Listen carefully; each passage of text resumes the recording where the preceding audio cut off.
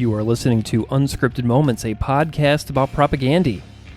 Well, that feels weird to say that because I'm not Keith. Keith always says that. But hi everyone, Greg here. On this episode, I am bursting with joy to bring you a conversation with David Guillas, former guitarist of Propagandhi on supporting cast and failed states, former guitarist of Winnipeg's Giant Sons, current guitarist in Winnipeg's Agassiz, and he's also a teacher, a parent, and now a guitar builder for his recently monikered Strange Earth Guitars, which you can follow on Instagram for all of the things that we are about to discuss on this episode. So on this episode, I asked David just about everything I could think of with regards to what it is like to learn how to build guitars. We talked about each of his builds. We talked about his use of personally built guitars on the latest Agassiz EP, Pulse 1C. We talked about his the collection of tools that he uses for building guitars. We talked about his work process, and we talked about building a guitar for our favorite friend, Chris Hanna. So if you haven't really listened to Agassiz yet, will you just do it already? Seriously, will you just put on a pair of decent headphones, turn it up, and just listen to Agassiz? Just do it. I can't stop. I've been listening to Agassiz all day today, and I am so excited about this particular bonus episode of Unscripted Moments, a podcast about Propagandhi. So I'm just going to dive right into it. So without further delay, here is my conversation with David Guillas, where we do a deep dive on Strange Earth guitars and everything that I could think of. This is just, I'm so excited. So here we go, everybody. Please enjoy this conversation. David Guillas, welcome back to Unscripted Moments, a podcast about Propagandhi.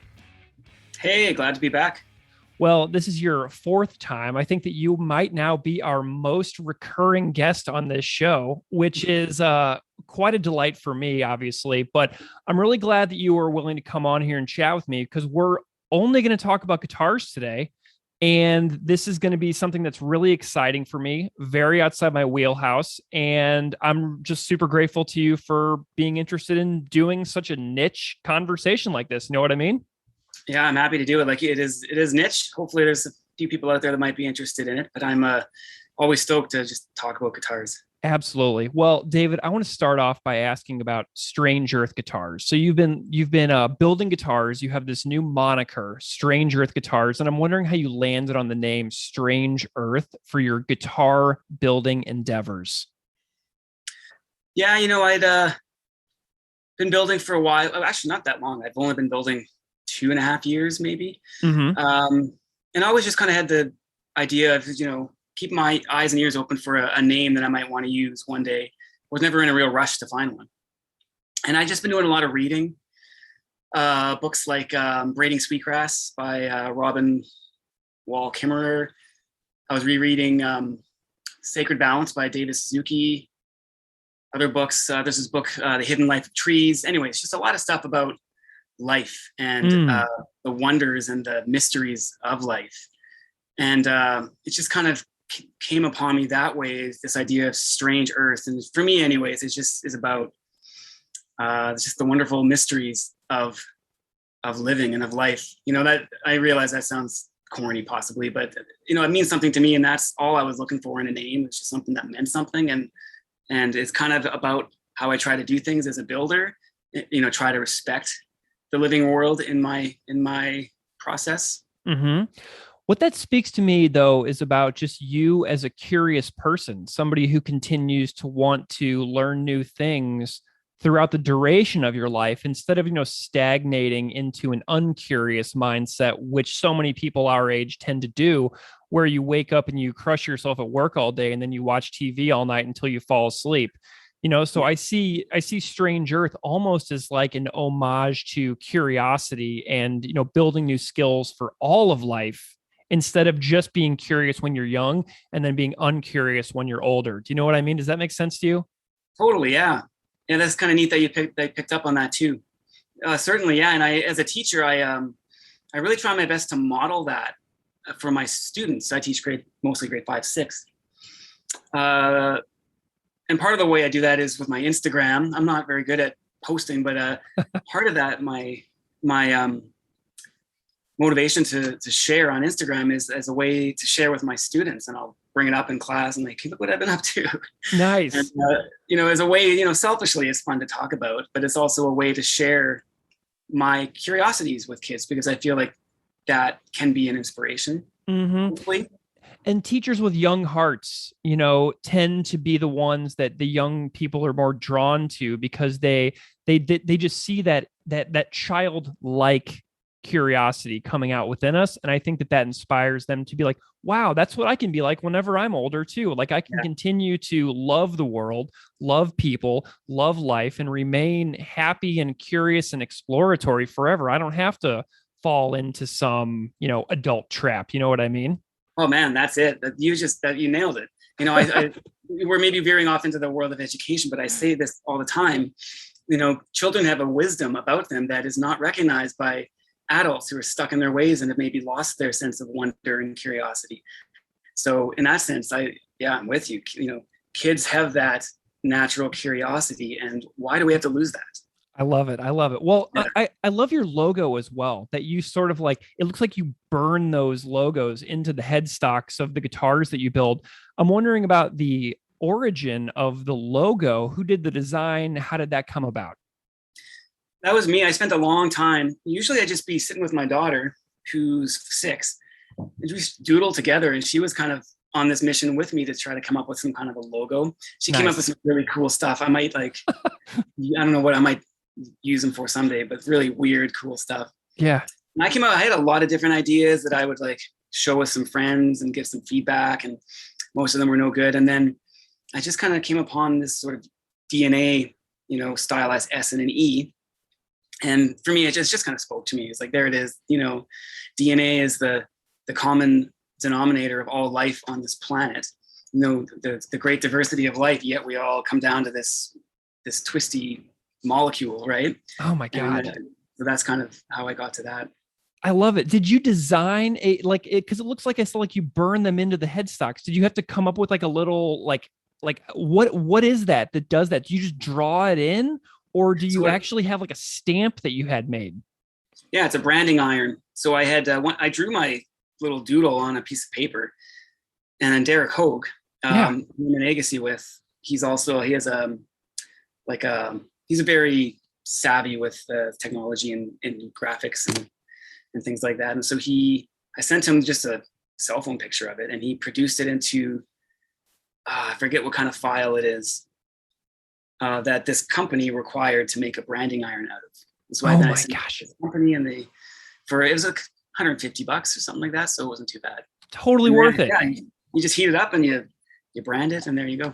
Unbelievable. Okay. So I'm so far out over my skis here. I want to know the origin story now of the moment you realized you wanted to build a guitar. Tell me about that, because you've been playing forever.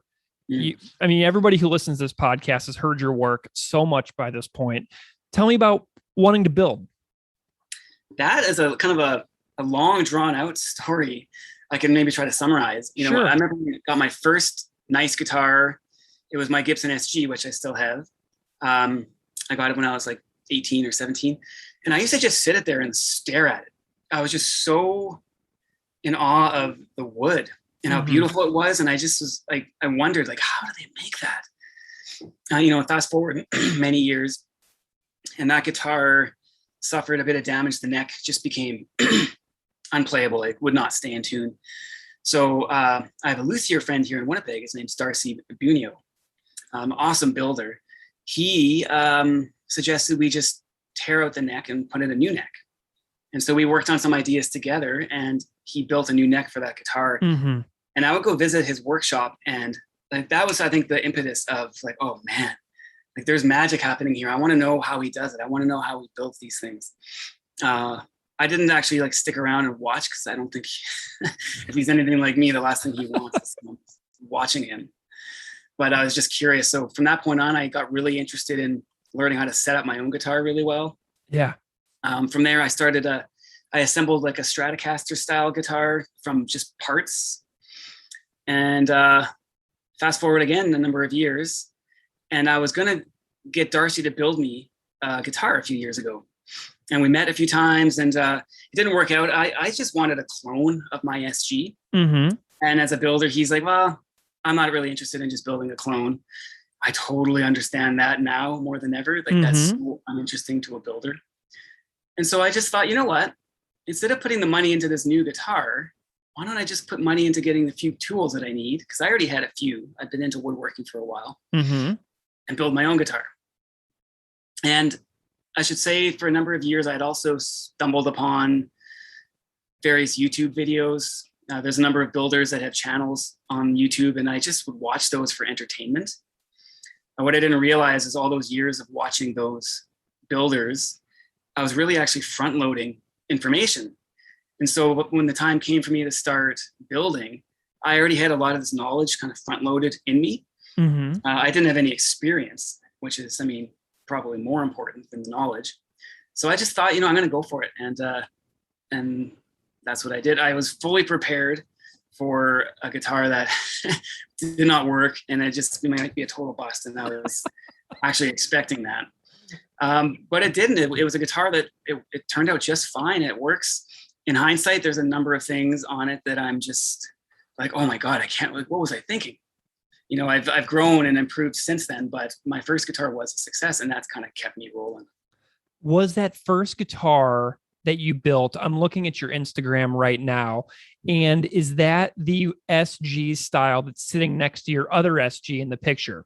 That's the one. Yeah. So it's made out of black walnut. Okay.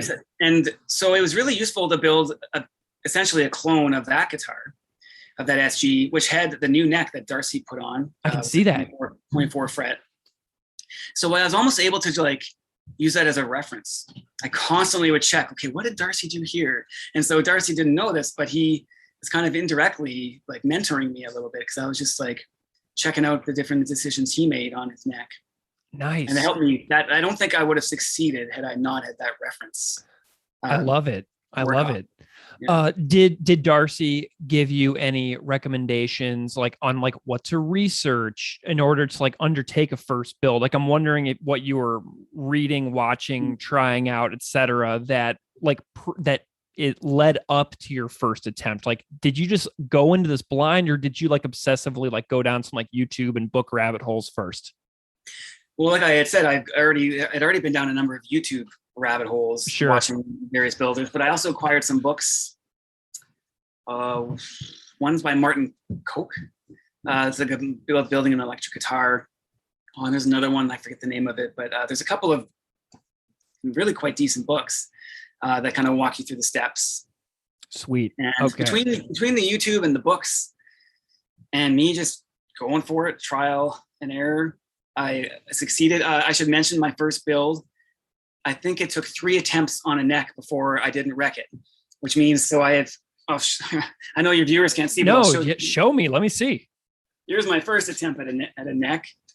I've got it in my burn pile. I don't know why I'm saving this, but I wrecked it. I forget what I did to wreck it, but it's wrecked. And I've since used it to just test some holes and I've drilled things in it. But I mean, isn't that kind of a cool artifact though, to as a reminder, you know what I mean?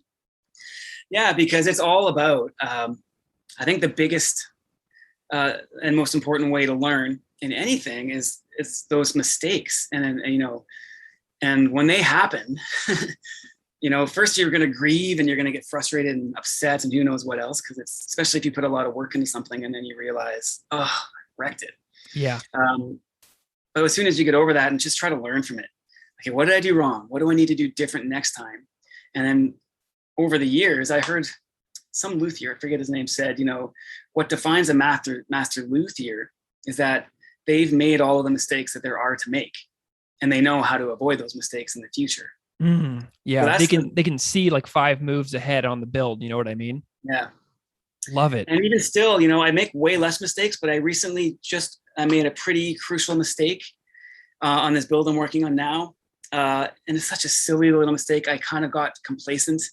It's a mistake I hadn't made in ages, and I just went for. What I was doing is I was beveling the frets along the side of the fretboard. Yeah. What I did is I beveled the angle too much, and by doing so, you have less real estate for your strings for you to play and push on down on the frets. And it's such a stupid mistake, and I made it just the other day. And I've been spending the last few days just feeling miserable about it. Mm. But now I'm at the state now, like, okay, it's happened. You can't undo that. And I'm going to basically have to take the frets out, which is a huge job, and do it over again. Is that the most recent video that you posted of you putting the frets in?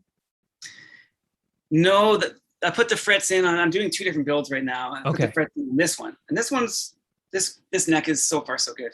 Nice. The other one I did more recently, I put the frets in, Yeah. and then I was beveling the angle along the side, and I went too far. Ah, damn. And that's what it is. Usually that those neck mistakes looks, happen. it looks so good. That neck looks so good just right now, right there. That was really cool. Yeah. Okay, so now what I'm curious about is, what is your tool inventory like in order to do these builds? You know, I'd imagine that you had to, you know, acquire a lot of items, make some trips to the store, order some stuff all along the way. What have you found to be necessary to make the process as smooth as possible as far as tools go? I definitely prefer using hand tools whenever possible. That said, I'm not a purist about that. And like, for example, I have a handheld plunge router. It's very noisy, very dangerous power tool, but I find it, I use it all the time. It really makes a lot of jobs.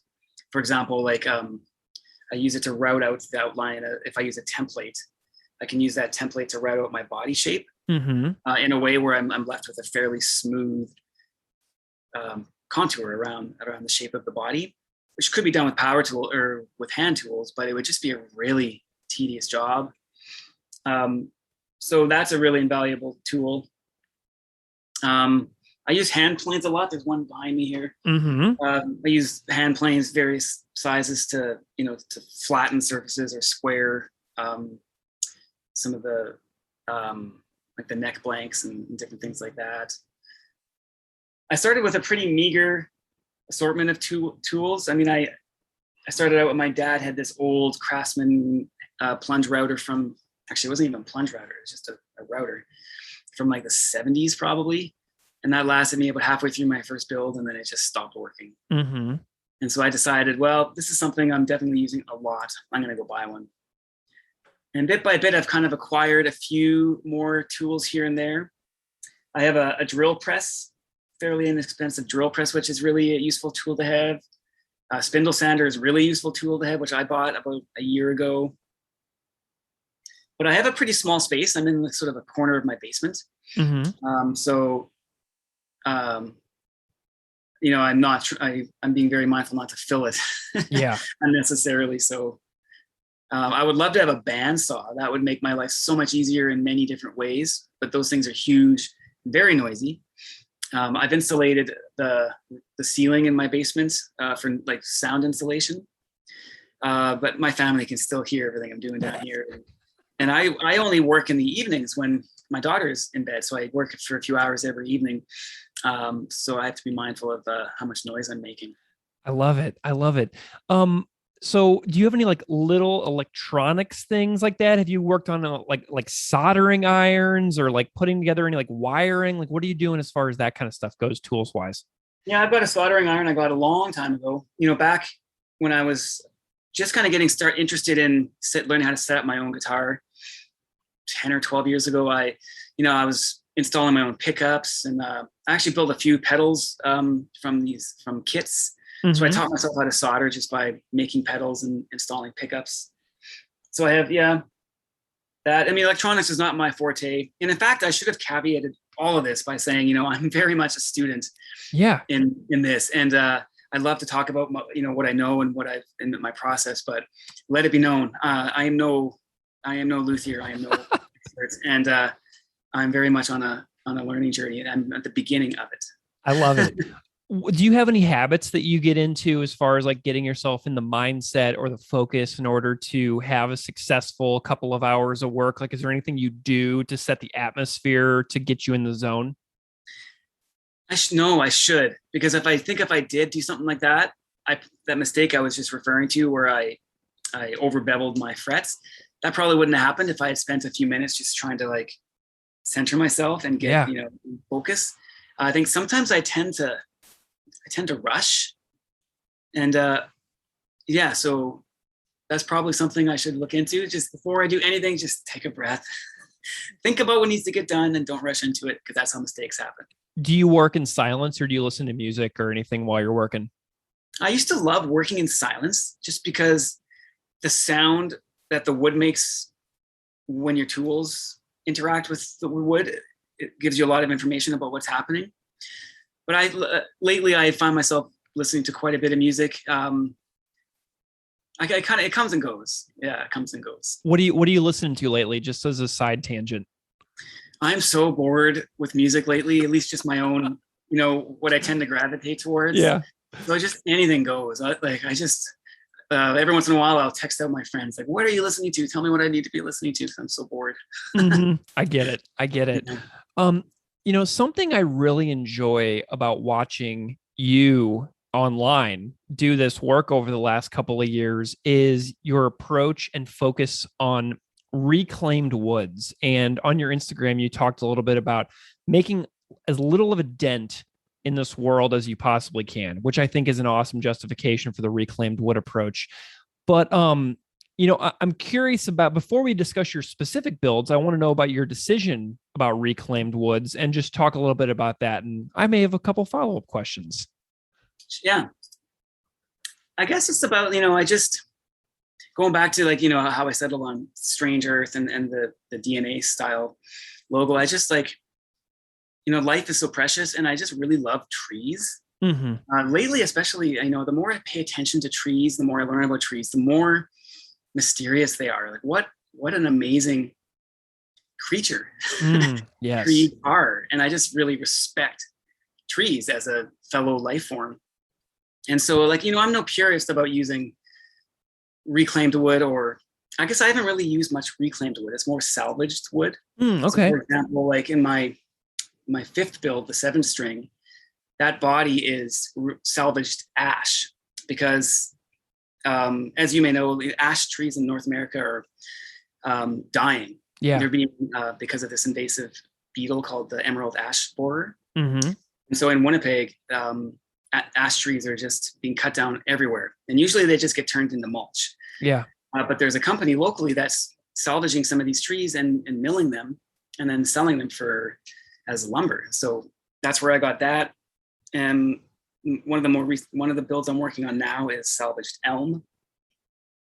I've got this old bookshelf that my partner Mandy brought home from work. It might be 100 years old. We don't know. But it's made out of oak. So I've used that as a pick guard on, I think it's my third build. Nice.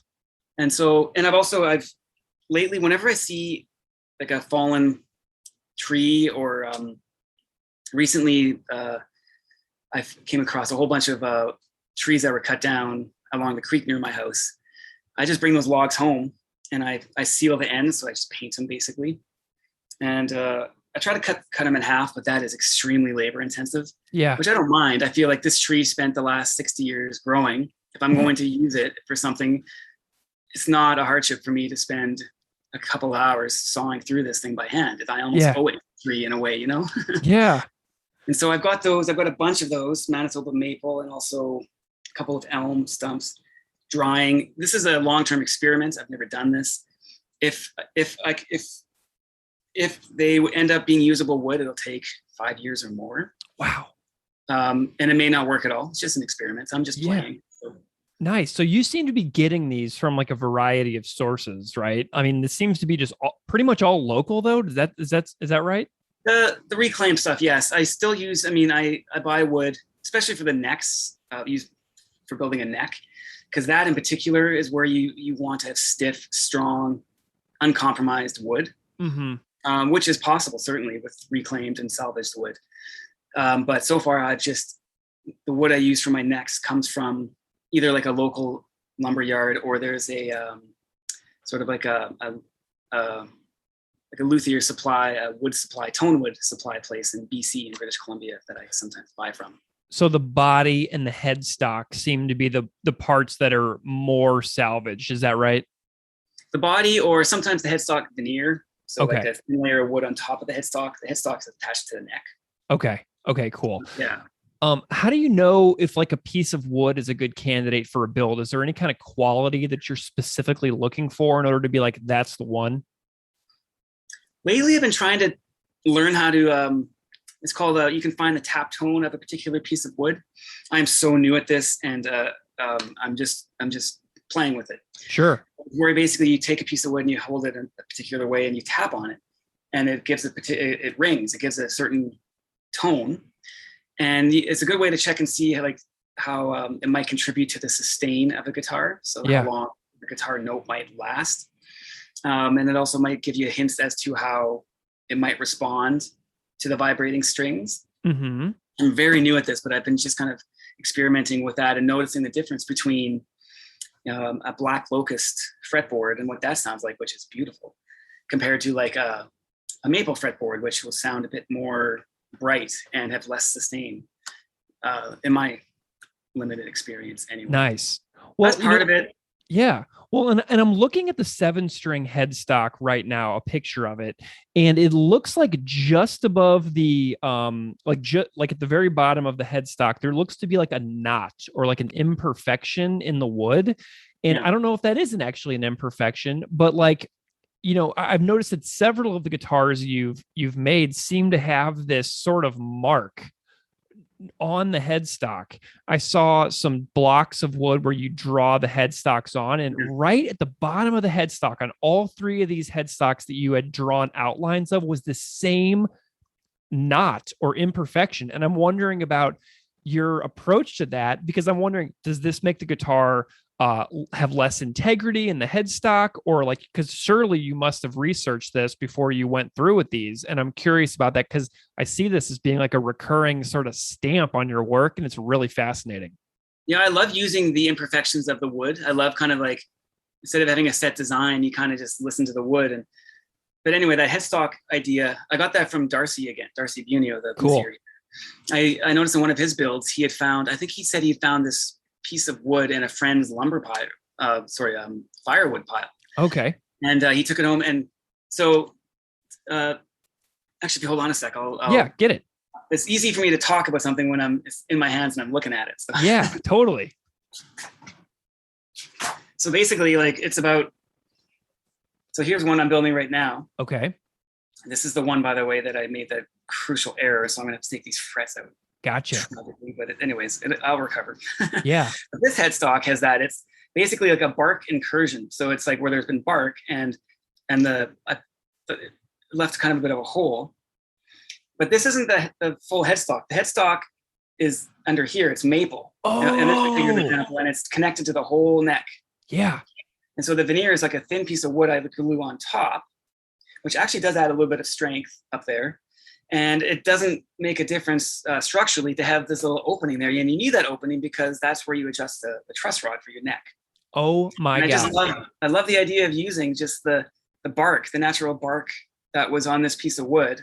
And I drew it very carefully so that I could maximize the way I use that natural opening. Can you keep that held up for a second? Can I do a screenshot? Yeah. Okay, hold on a second. I just want to take a picture of us here because this is really cool. Smile. Awesome. Cool. That's freaking sweet. I just wanted to make sure that I could, like, if people are like, what are you talking about? I want to be able to see, show everybody that we can show that. That's really cool. Okay. So something else I want to know about is frets. I know that I've read a bunch of your comments on on your Instagram. Like, you're really good about replying to people's questions whenever they have them. And somebody mentioned fanned frets. And then you also mentioned somewhere else that laying frets has a very steep learning curve. And I want to know about how you've learned how to lay frets, and then what fanned frets means, because that's a term I don't know.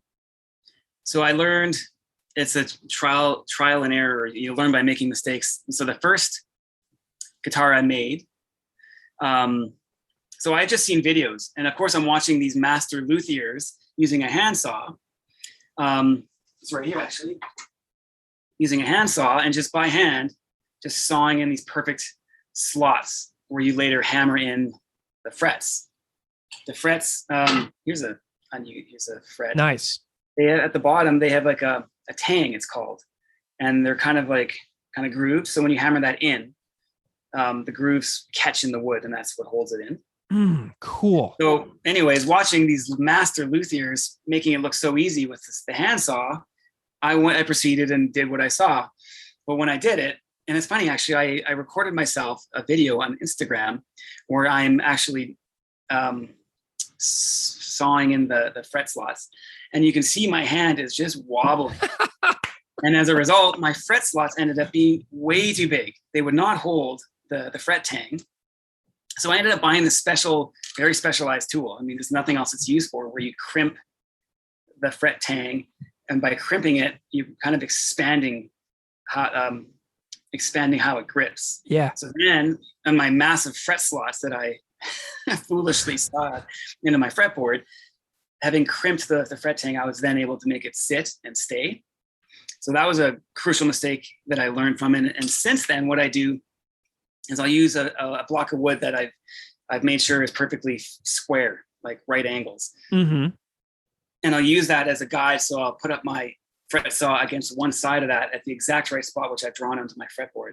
And then I'll very carefully saw it so I keep a right angle and I'm not wobbling and making that slot wider. That's crucial. It's very easy to make it too wide, and then your fret won't seat properly. Gotcha. So it's the kind of thing, I feel like it's probably the most difficult job in the guitar build, is getting those frets in precisely accurately. If you're off by like 1/10 of a millimeter, you're going to hear it. Your intonation will never be right. Wow. And so you have to be super precise in your measurements, but also in your execution. And that just takes experience. And I'm years away from being comfortable at that. That's really stressful. Have you had any like neck fails that you had to like essentially just trash the neck because of laying frets? No, there was like that big era I was just talking about where I wobbled when I was cutting the slots, but that I was able to recover from. So no, I haven't. I've trashed necks for other reasons, but not for fretting reasons yet. Okay, cool. That video that you put of you laying the frets and like hammering them in, I think that Queen was soundtracking the video. That was really interesting as well, because I just never seen that done. And I was like, wow, so many things can go wrong. If you're laying 24 frets in a guitar, that's like 24 things in a row that can go seriously wrong, it seems like. You know what I mean? Yeah. Ugh. I'm getting better every time I do it. So far, knock on wood. So far it's been a pretty linear progression in my fret installations, but there's going to be dips. I'm going to make mistakes along the way. But yeah, so far it's been like, okay, I did that better than I did last time. Nice. And that's a nice feeling. So something I noticed that that you posted for your first build that you did is that you have what looks to be almost like an architect does a drawing and a design of a house before the construction crew takes it over and actually executes the build. So it looked like you drew out the entire guitar in like a real to scale drawing, right? I'm wondering if you can talk about that drawing process and if you do that for all of your guitars before you start them. Yeah, definitely do. Because so far every guitar I've made has been different. Mm-hmm. But yeah, I draw it out, which is really fun. You start with your, and actually when I talk about this, I can go back to your question about fan frets, because it's all part of this design. So you start out with the center line, and then you need to figure out your scale length. Scale length is basically the length of your vibrating guitar string, which is essentially from like the nut to the nominal bridge position. Mm-hmm. And there's some standard scale lengths, Gibson usually uses something around 24 3/4 inches. Fender is 25.5 inches. PRS is 25 inches. So I've experimented with all three. And so you kind of draw a perpendicular line on your center line to show where the nut is and where your bridge is. And that's where you design your guitar around. Now, if you're going to have, you asked about fan frets. What fan frets do, instead of having perpendicular frets along the center line, the frets kind of fan. So they're at an angle and they kind of sweep. And what that allows you to do is for your lower strings, you can have a longer scale length. And then your higher strings, you have a shorter scale length, which I did for my 7-string build because having 7 strings, I have an extra low string, which kind of needs the extra scale length to sound good. And also if I'm going to be drop tuning, if it's not a long scale length, you might get some pretty floppy strings. So I have that long scale length at the low strings and then a shorter scale length at the high strings, which means you have to fan those frets in order to have your intonation proper. Gotcha. Okay. So I'm wondering about the selection of hardware, tuning pegs, bridge, fret inlays, etc. What is your thinking about like selecting the things that go onto the guitar once the woodwork is coming together? Yeah, I don't do any inlay work. So I kind of like just a bare fretboard. I like the look of it. And also I'm not into decoration for the sake of decoration.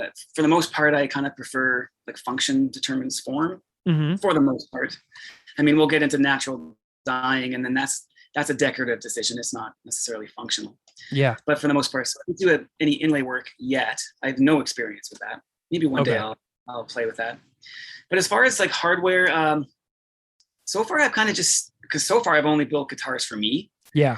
5 guitars for myself. So I know what I like. So I tend to buy locking tuners, Graph Tech, nuts. A lot of my guitars have Bigsby tremolos because I just really love the sound of a gentle tremolo sound. Yeah. Or it's not tremolo, vibrato. God, I'm losing my terminology here. But now, like right now, I'm building a guitar for Chris, Propagandhi, my friend, and so those considerations pretty similar. We have a lot in common, but also some considerations that are more strictly his own aesthetic considerations and whatnot. And so that's been a nice learning experience to consider somebody else's preferences. Right. Like can you as the builder listen to somebody else's tastes and requests and then accommodate that through an actual like follow through on a build? You know what I mean? Because I know that he's doing Evertune and that was something that you hadn't done before, right? No, I have a guitar. It's my first SG that I talked about that I had the neck replaced. I ended up putting an Evertune in that. And Evertunes are great. They work really well, but you have to remove a lot of wood to install those. And for that reason alone, they're not my preference for my own self. I don't think I would ever build an Evertune guitar for myself again. But it's been a huge learning experience, learning how to install those because Chris really loves them. And they're very great. They do what they say. They stay in tune. I mean, my guitar with an Evertune, I had it in a case for years and took it out of the case and play it, and it's perfectly in tune.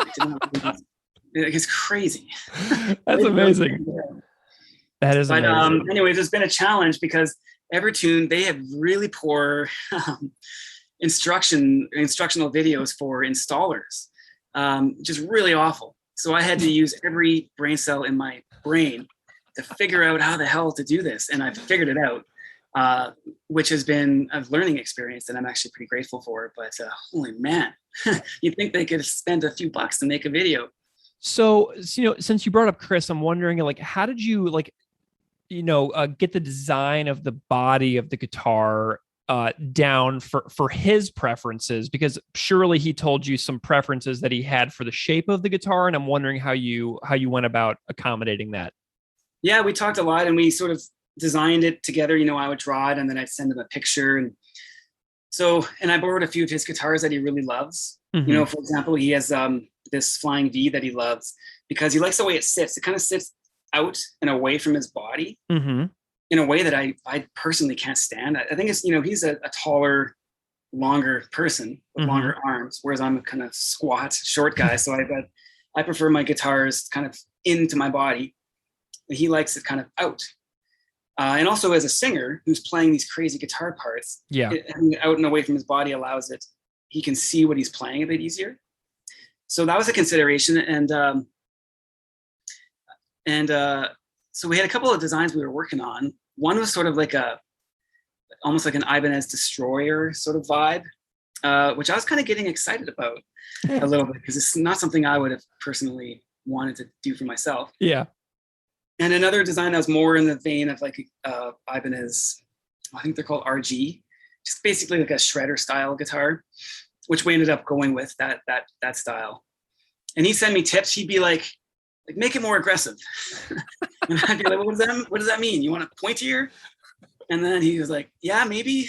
So there's a lot of back and forth like that. And finally ended up on a design that I liked a lot, and that also he seemed to like a lot as well. And so I've been working on that for the last few months now. Amazing. Well, I saw a couple of the pictures that you did. So if people want to check out that guitar you're building for Chris, you can see some preliminary cutouts and things like that on your Instagram. So, but I know that everybody's really excited about that too. So that'll be really cool to see. And maybe I'll mention, this is my tentative plan. I'm building 2 guitars right now. Yeah. And both are the same design, design that Chris and I worked on, using different woods. Because I'm really curious, selfishly, Chris has a really tuned in ear. He hears things that I do not hear. Yeah. So I'm just really curious. I want to build these 2 guitars using different woods, but otherwise they're virtually the same, and just get him to play both and get some notes from him. What does he notice the difference? And I'm trying to figure out what can I attribute to the wood choice?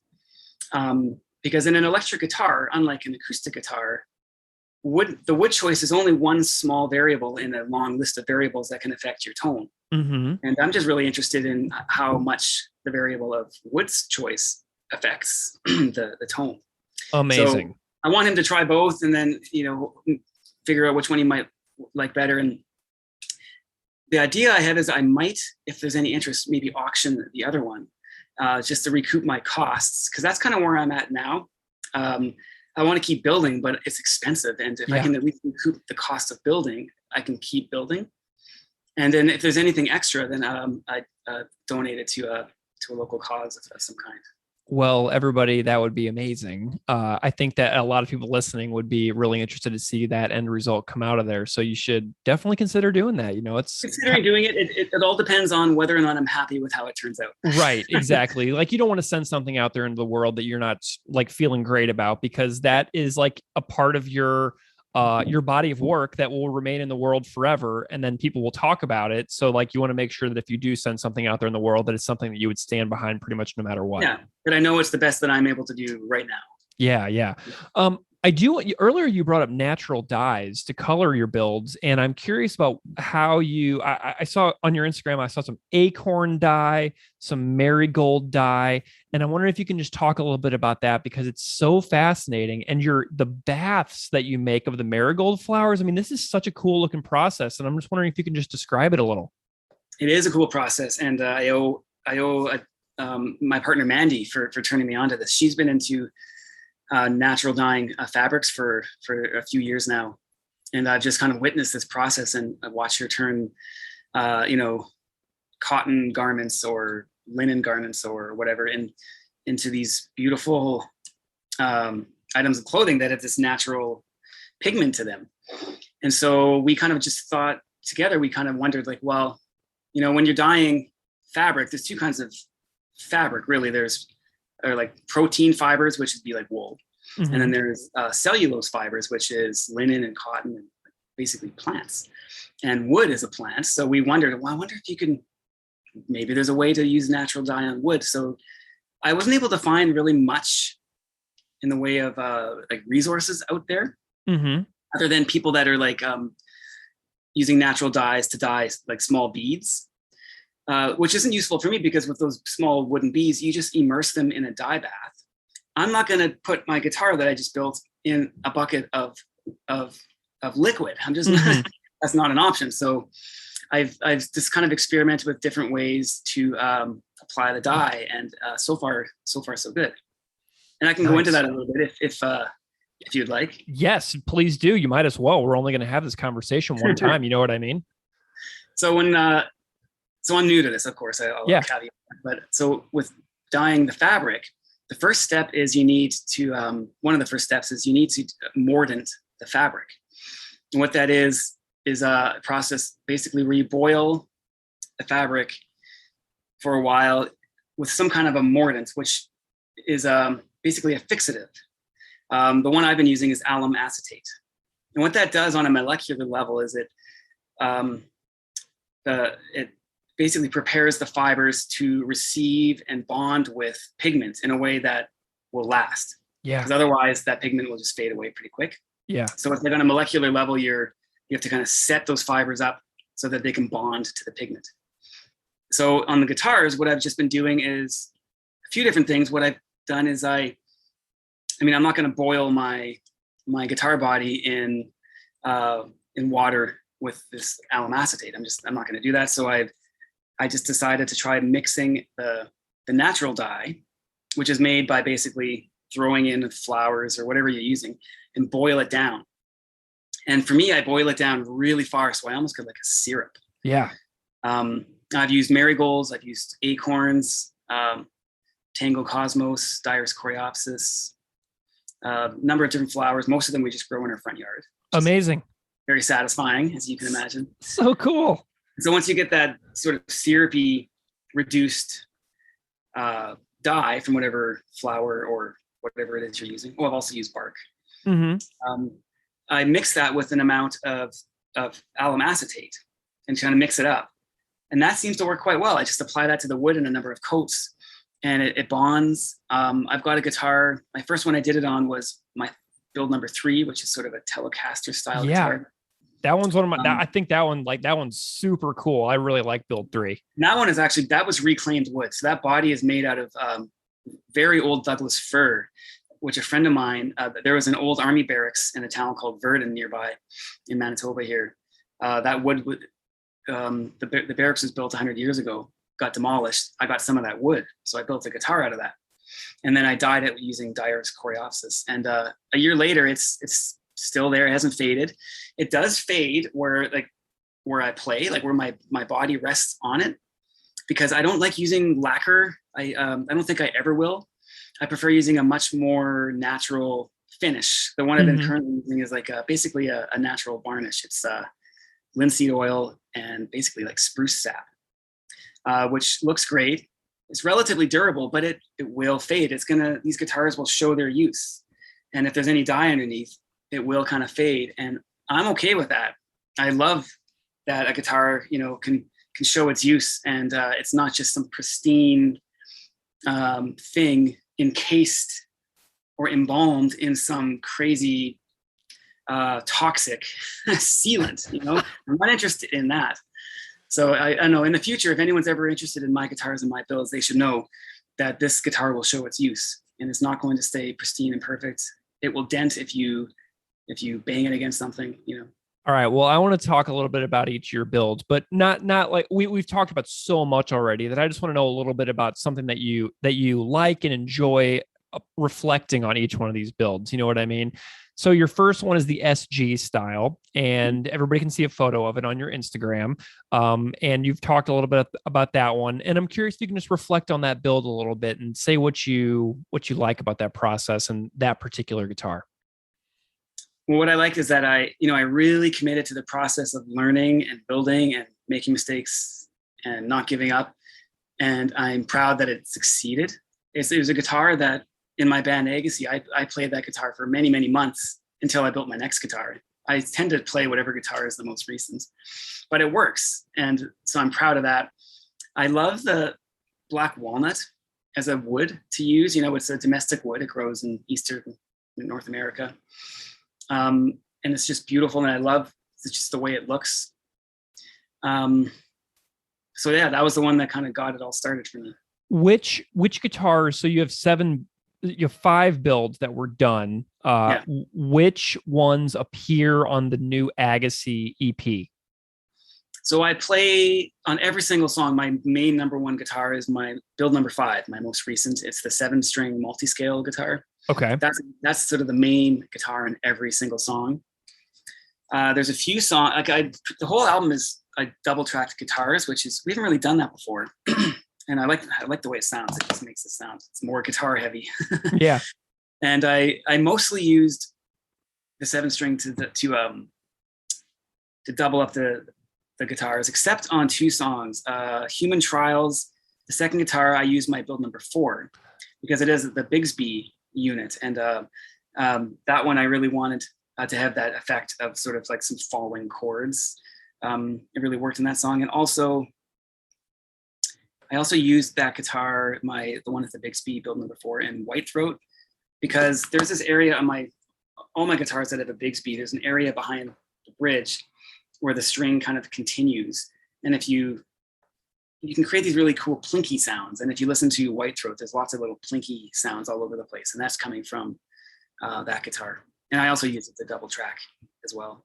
Awesome. Let's hear a clip from Human Trials really quick. So this is guitar number 4, build number 4 on Human Trials from the new Agassiz EP, Pulse 1C.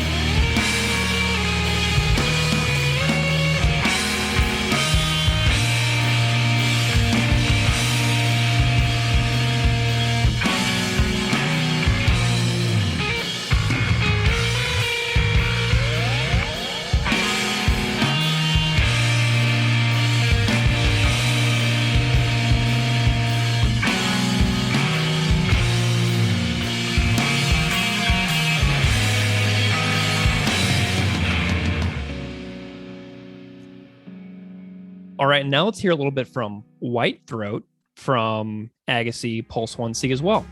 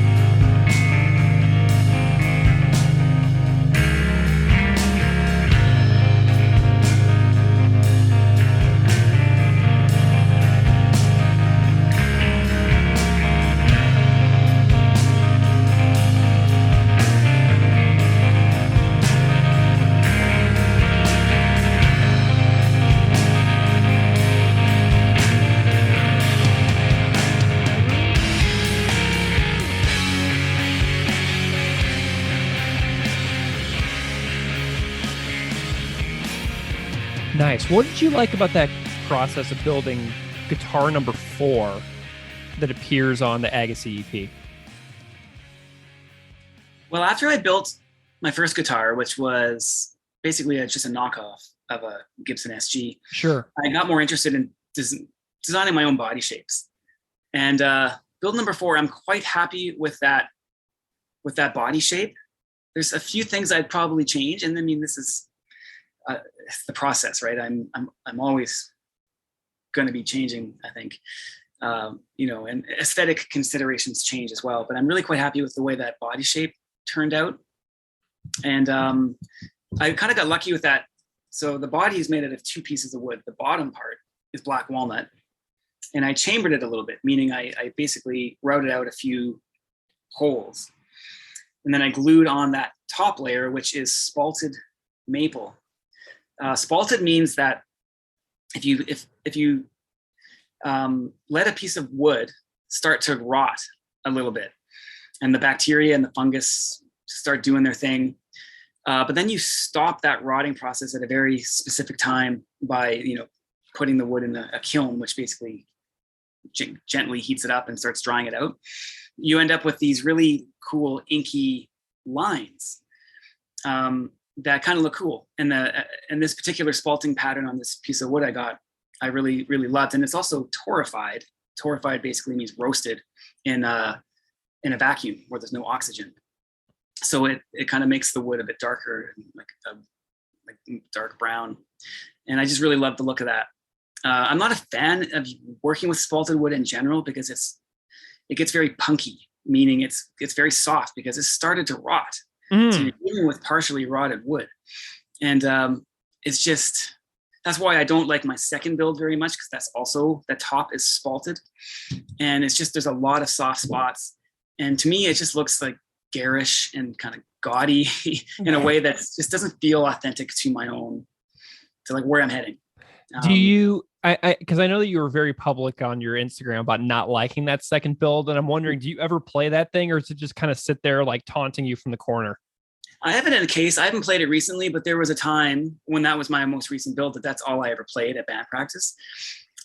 It's a weird guitar because it's like a semi-hollow, so I routed out quite a bit of material in the body before I glued on the top. So it's largely hollow, and it's like, it sounds really cool. On that guitar, I built a very thick neck. I just wanted to experiment with like, how thick can I make a neck? Mm-hmm. It's like a baseball bat, and it's really quite comfortable. Even though I've got small hands, it's really quite comfortable. I was surprised how much I liked it. And I also put in Jazzmaster pickups, which is, I mean, in the world of guitars, there's a lot of traditionalists. I think many, if not most, people that are into guitars are into, like, there's a sort of a, maybe I'm being unfair in saying this, but like there's certain guitars and you don't mess with them. There's like a Les Paul, don't mess with it, and so on. And so there's a style of guitar that Fender makes called the Jazzmaster with specific pickups, which I just love the sound of Jazzmaster pickups. One of my favorite pickups. But I'm not a big fan of that Jazzmaster shape. So I thought, you know what, I'm going to build a semi-hollow guitar. I'm going to throw these Jazzmaster pickups in there. That a local luthier, Al Beardsell, made. He's made me a few pickups, actually. And so anyways, I really like the sound of the guitar. I just, I don't like the way it looks. I think there's some aspects of my carving that just looks really sloppy to me. But I mean, I still love it. And I probably will return to it and play it again someday. I love it. Well, let's talk about the 7-string. This is the only 7-string you've built. I believe you said this is the primary guitar on the new Agassiz EP, Pulse 1C. And I'm wondering if you can just tell me about, the process of deciding, like learning how to build a 7-string, what differences there are in the build style and the process that went into it. And then just tell me a little bit about like what you like about the guitar.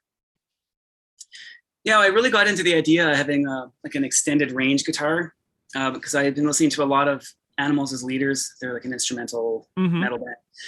And then one of the guys in that band has a side project called Mestis, who I really quite like, and I was really into like about a year and a half ago. And I just thought, I just really want one. Like, I'm not going to, because they play 8-string guitars, and I'm not going to go that far. So I thought, okay, I'm going to build a 7-string guitar. Yeah, you never know. So I built this 7-string guitar, and I wanted to make it multi-scale, like we had already discussed. And I kind of messed around with body shapes. I was really Tosin Abasi. He's another one of the guitar players in Animals as Leaders, and he has his own guitar company where he's got this really cool, very modern-looking guitar body that I was kind of inspired by. And so I kind of came up with a design that's kind of riffing off of what he came up with for his design. And I just, I'm really happy with that guitar, and I really love having that extra string. I've also been kind of really focusing on playing more with my fingers instead of using a pick.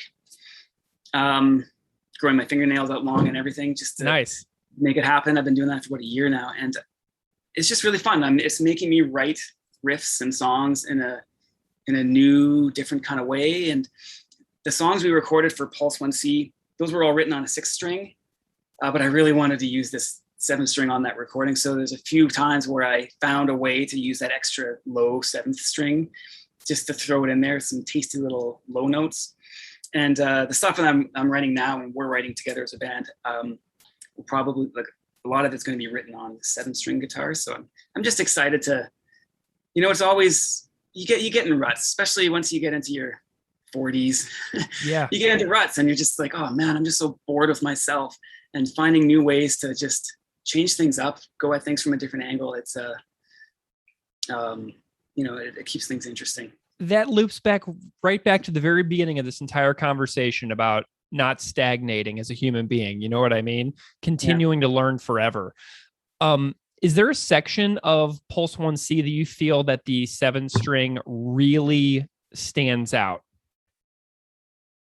Let me think. I use that low string very sparingly, but Dispatches from the Numinous Frontier, there's certainly a section in that song, I'm going to say midway through, that's probably about as specific as I can get, where if you listen carefully, you can hear me go pretty low. Awesome. What are you, what are some of your goals that you have for future builds and things like that? What are you striving for? All I know for certain is I love building and I don't want to stop. I think I've exhausted building guitars for myself. So at this point, I'm hesitant to I don't have the pretense of calling myself a luthier. I've got so much more learning to do. That said, I've been playing guitar for 20 more years, whatever it's been. And the guitars I've built work and they feel good to me. So I feel like I'm at least pretty good at it, and I'm on my way to getting better, at the risk of sounding arrogant, but I feel like I love doing it and I want to be great at it, but I'm also hesitant to rush into forming a business out of it, because I don't want it to become something where I'm all of a sudden trying to scramble to meet deadlines or make a living from it. It would be awesome to do that. I'd love to just do this all day, every day. That's what I want. That's what I've realized I want to do. As much as teaching is gratifying, this is more gratifying to me. Mm-hmm. On a selfish, personal level. I think teaching, I've got more work to do, because I value the opportunity I get to try to make a difference in some small way. And I don't know if I can do that with guitar building. And so it feels like teaching keeps me out in the world, as someone who very much is prone to isolating himself and, isolating himself from the world. Teaching keeps me out in the world in a really important and healthy way for me. Crazy tangent there, sorry. But anyways, that's a long story for me to just say, I'm not sure where this is headed, but I know I'm not done building. And I think my next step is just to build for other people. But like I say, I'm very cautious in how I'm going to move forward with that, because the last thing I want is for this just to become a job that I'm not enjoying. Awesome. Well, and I don't want to compromise I'm sorry to interrupt. I don't want to compromise also my commitment to trying to be gentle in the way that I live on the earth with this building. If I have to compromise that for the sake of running a guitar business, then I think that it's game over. Amazing. Well, I have learned a tremendous amount in this past hour, and thank you for allowing me to punish you relentlessly with my questions. Well, I feel like it's the other way around. I feel like I've punished you and your listeners. No. For your own interest, but I appreciate the opportunity. Not at all. And, this has been just so fantastically interesting to watch a person describe something that they love. And to me, that is the purpose of what I seek to do every single day in my life, whether it's in my classroom, my friendships, with my own child, on the podcast that I do, is just hearing people's stories about what inspires them. That's what this is all about for me. So I'm just so grateful to you for your time on your summer vacation when you could be building, and instead you're sitting here talking to me. It just makes me just so happy. So thank you so much for spending this time with me today. Well, thank you. It was a lot of fun. I could talk about this stuff for hours and hours. So thanks. And what is the Instagram that you want to point people towards? Yeah. So I started a new Instagram page, Strange Earth Guitars. And that's where I'm trying to post, what I'm working on, what I'm learning, and different things like that. Anybody out there who follows the Propagandhi Pod Instagram page will see that I put your builds in my stories as often as I can. So definitely be on the lookout for that, and definitely follow Strange Earth Guitars on Instagram. And I think, David, that what we should do to close this thing out is I think that we should play a little bit of Dispatches from the Numinous Frontier. What do you think? That sounds good. All right, everybody. Thank you so much for listening to Unscripted Moments, a podcast about Propagandhi. Thank you, David Guillas. And here is from the new EP, Pulse 1C from Winnipeg's Agassiz, Dispatches from the Numinous Frontier.